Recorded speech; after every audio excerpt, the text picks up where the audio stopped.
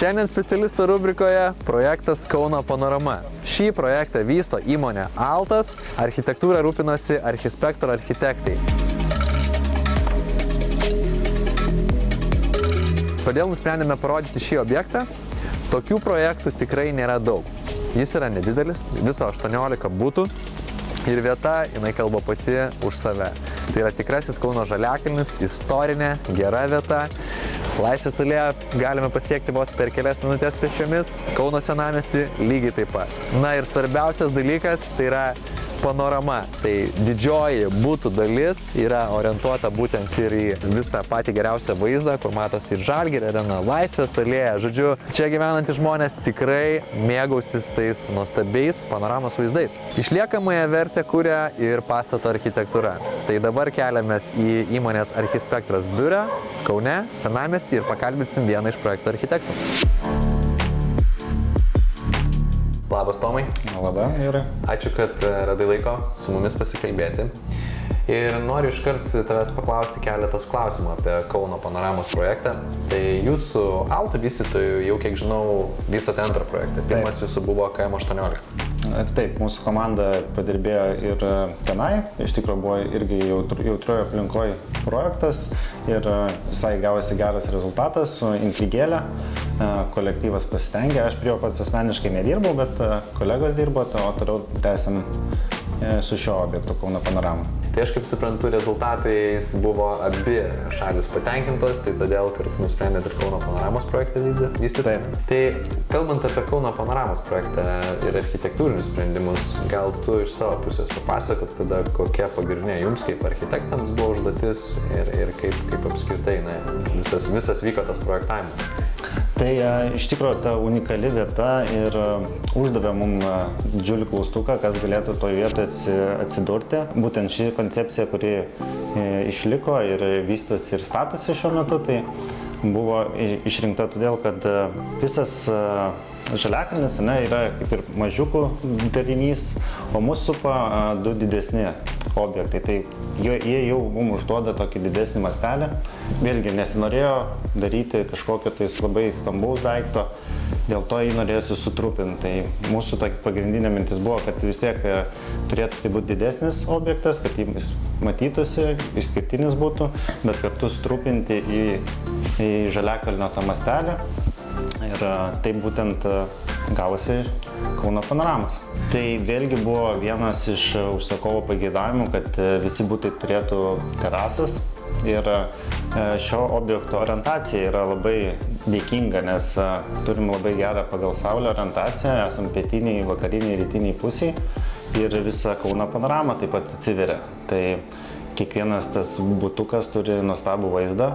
Ir iš tikrųjų ir galės džiaugtis ir saulę, kurios Lietuvoje dažniausiai trūksta, ir turėti puikų vaizdą.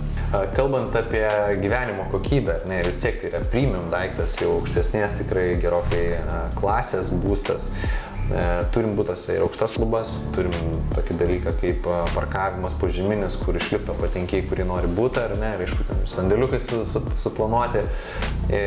Kas dar yra tie kokybę būtent gyvenimo keliantis momentai šiame projekte? Tai puikiai paminėjai, būtent tas aukštas lubas tikrai nestandartinės lubas, tai tikrai ne kiekvienas gali projektas to pasigirti.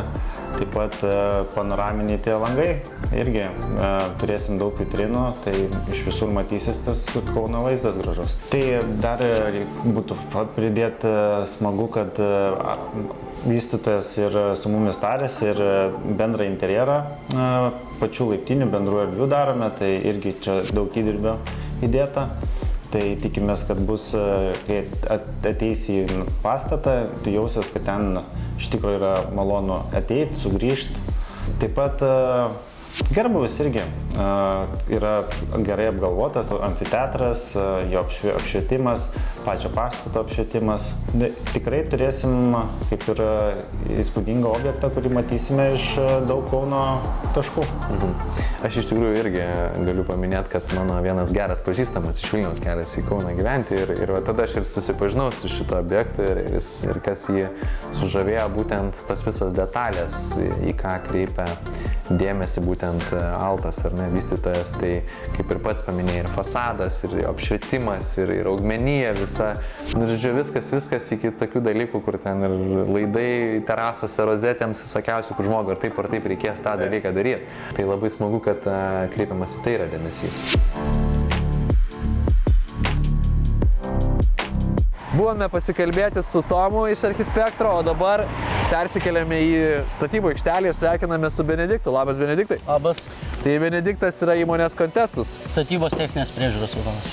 Benediktai, ar galėsim truputį užeiti vidų ir pasivaikščioti tinkamai apsisaugoję? Jo, šalmai, liemenės, prašom, žinai. Gerai, ir tu mums papasakosi daugiau apie tai, kas čia vyksta. Gerai. Gerai, Žiūrėk. keliaujam.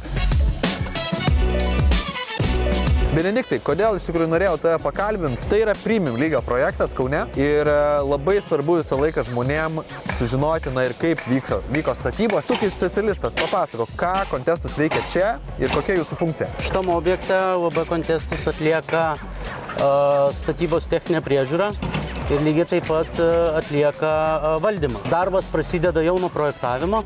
Mes pradedam žiūrėti projektus, duodam pastabas ir deriname su užsakovais ir architektų. Tai iš principo yra statybų kompanija, yra vystytojas ir esate jūs, kurie viską pagal projektą žiūri, pastoviai seka, teikia tam tikras turbūt ataskaitas vystytojui, kaip viskas vyksta, kad viskas vėlgi vyktų pagal statybų planą susidarytą, ar ne? Jo. Būna grafikas duotas, pagal tą grafiką yra vykdomi darbai. Tai spaudžiam už rangovus, kad jie tilptų į tam tuos grafikus. Mano pagrindinis darbas yra prižiūrėti, kad statyba vyktų pagal projektą. Benediktai, Contestus įmonė įgyvendina daug projektų ir jums patiems turbūt tai nėra pats didžiausias. Ką tu pats gali paminėti apie Kauno panoramos projektą? Kauno panoramos projektas yra gan gražus, matot, labai šiaip gražus vaizdas per langus gyventojams bus. Čia gal sudėtingiausi buvo polinės sienelės, tai čia toks gal šiek tiek sudėtingesnis darbas, nes buvo pradžioje gręžiama senutė, betonuojamas rostvarkas, tik tada kasamas visas parkingas. Ir tada apibetonavimas ir atrodo siena, kad išbetonuota. Kas yra čia, tai yra saugomas šlaitas. Šitas sklypas ir pastatas yra paveldo apsaugos zonų. Tai čia vėlgi yra tam tikrų niuansų, ne visi rangovai gali dirbti šitose objektuose, tik būtent atestuoti ir... Mum ir Tomas būtent minėjo, kad na vėlgi, galbūt yra sudėtingesnė truputėlį čia statyba, visas tas šlaitas, jisai duoda savo ar ne toną, bet vėlgi jį atvers ir gyventojam ir čia galės visi rinktis, tai žinai, kaip sakyt, galbūt ir sudėtinga, bet funkcija atsiduoja, kad tikrai atliks ir būtent visas tas amfiteatras. Tai Benediktai, tavo kaip specialisto nuomonė, ar čia laimingai gyvens visi žmonės, ar tu gali garantuoti už gerą kokybę, nes projektas atrodo įspūdingai ir yra dabar pati geriausia proga, turbūt, žinai, žmonėm to įsitikinti, nes mes esam čia. Čia mano vizija, tai čia yra pasakiškas vaizdas, pastatas A++ klasės. Geras vystytojas, geri architektai, patyrę techninės priežiūros specialistai. Komanda. Visa komanda, tai viskas netrukdysime, daug vyksta čia veiksmo ir ačiū tau tada, Benediktai, ir linkim ateityje dar įdomesnių projektų ir tikiu, kad tikrai susitiksim. Manau, kad taip, dėkui.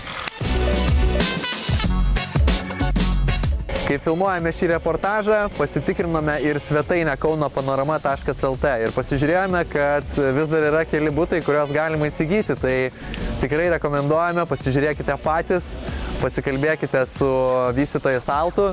Na, o įmonės Altas atstovai patikina mus, kad jeigu jūs kreipsitės į juos ir paminėsite, kad matėte šį reportažą būsto anatomijos laidoje, gausite specialų bonusą.